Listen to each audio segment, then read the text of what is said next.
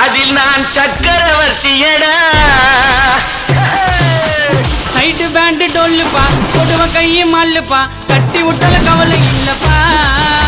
ஆறு பக்க ரப்பக்க ரப்பப்பா அல்லேலூயா எஸ்ஸப்பா பின்னாடி பேசி பழக்கம் இல்லப்பா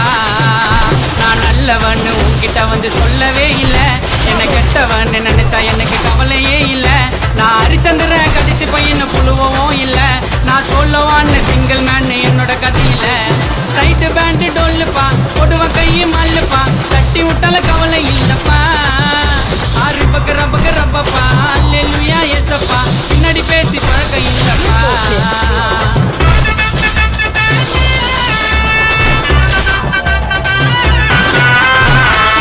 அண்ணுவத்துல ஆட்ட மாட்டேன் நான் தான் கெத்துனே